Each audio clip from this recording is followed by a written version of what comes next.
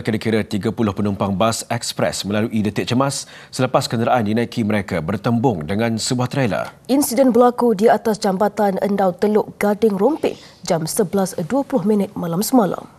Bertembung lori sama bas.